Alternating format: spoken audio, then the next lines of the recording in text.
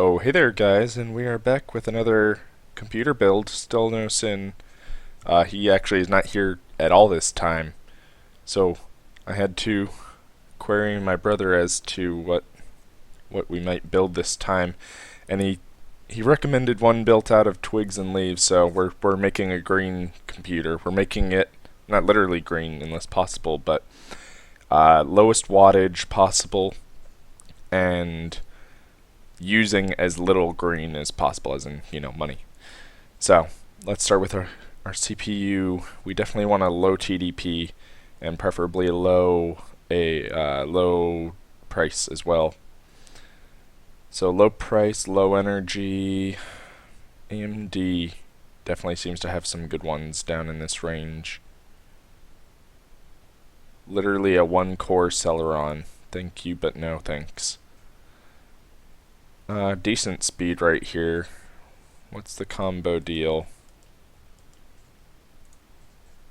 Do we get a case or something with it? Oh, no, I don't need a SSD for this. So that was this one. $50 CPU should be good. I believe no AMD no AMD processors that are OEM have the potential to do anything with that. But then again, or like I have a CPU cooler, but I don't think you would expect to since it's OEM. It's just strictly the CPU itself. Alright, so we want preferably a small computer, obviously. So mini ITXs or micro ATX. Actually, let's go micro if possible. Oh, I didn't even realize we were using an AM1 CPU.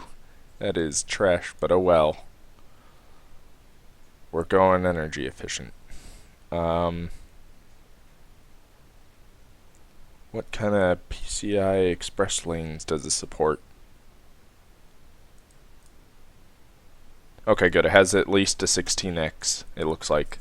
It might be an 8x, but if it's a Gen 2 16x, then we're good. If it's Gen 3 2x or 8x slot, then we're still good, because that's going to still be enough.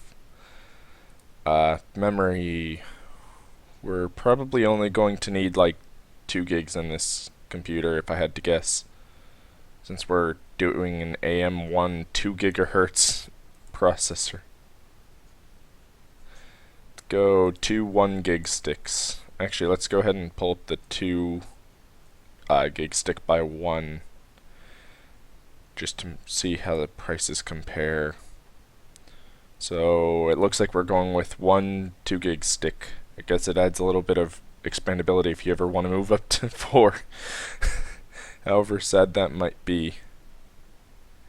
Literally, what would be the point in getting 11 CAS latency 1600 DDR3? That is bad. Then again, we're looking at 2 gig sticks, so I guess you really move down the bracket when you do that. Let's go ahead and get 1333 megahertz, because I have a feeling that's going to be more natively supported by an AM1 series processor than is going to be the 1600 megahertz. Let's go ahead and grab some storage. If you're going this energy efficient and money efficient, I'm guessing you're probably only going to want like a 250 gig, what's that called? 7200 RPM hard drive. So let's go ahead and organize it by price. 100, 250. That is some slow drive, but it's energy efficient. Alright. That looks good. Caviar blue. I believe that we used a caviar in our last one as well. Video card. Here we're looking... Oh, do they not have the TDP on these cards listed? Alright, well, let's just see how low we can go on these. Oh gosh, I shouldn't have unleashed the Kraken like that. Where's the bottom? Let's see. Da, da, da. Oh, okay, here we go. TDP, there's a slider for it. Oh, we still have quite a few under 40 watts. Still a lot there. Dang. I'm surprised. What if we bring it down to 25-ish? Dang.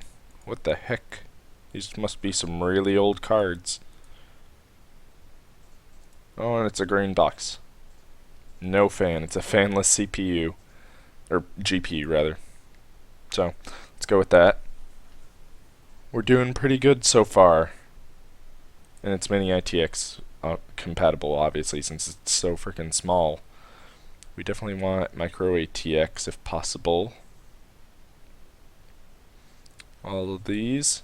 Slim is probably going to be our one of choice, actually, because slims are really easy to work with in terms of the size. Let's see how the mini towers stack up.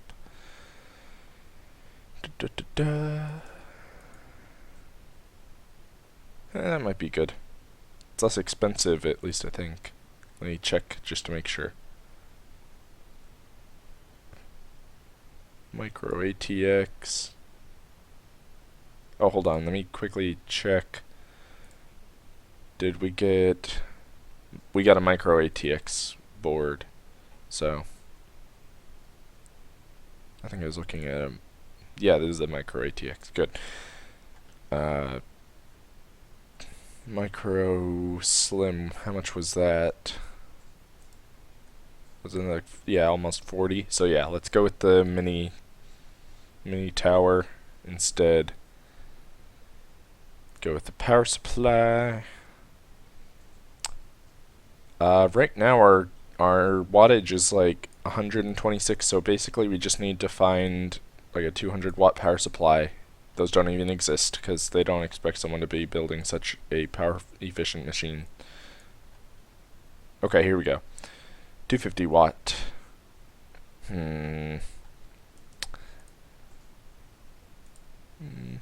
Maybe.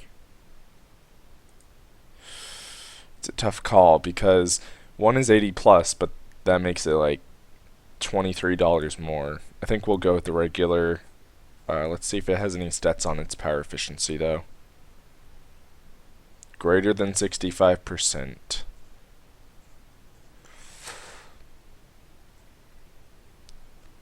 I think we'd rather spring for this. The extra money is a little much, but with the power you're going to be saving, as opposed to 65% efficiency, you're going to be getting at least 80. I think just like above 80.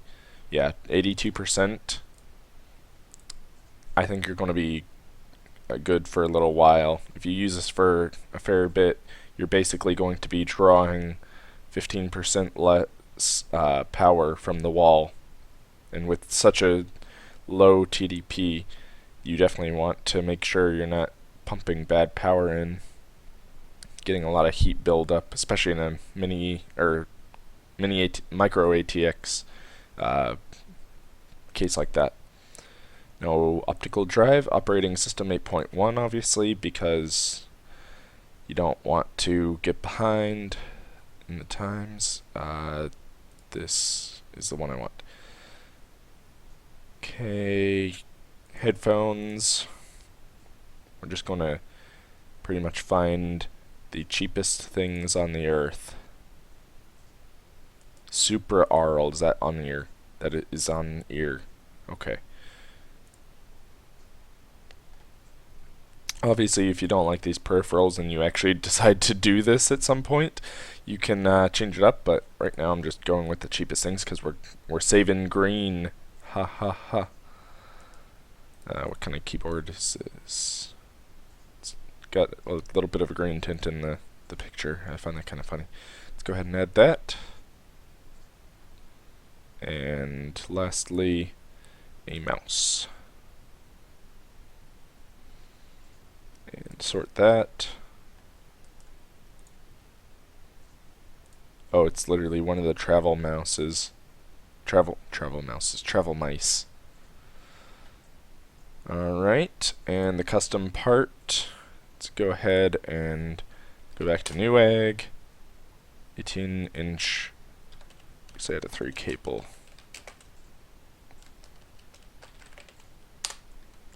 Okay, what kind of prices are we looking at? Hopefully we still have that 59-cent one from the other day. There it is. At least I believe this was the one. No, this was the one. I remember. Because it's a solid color. Plus it's double right angle.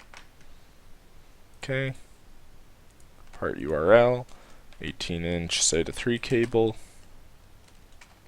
Not 1 parenthesis II. SATA 3 cable. And 59 cents. Okay. Add part.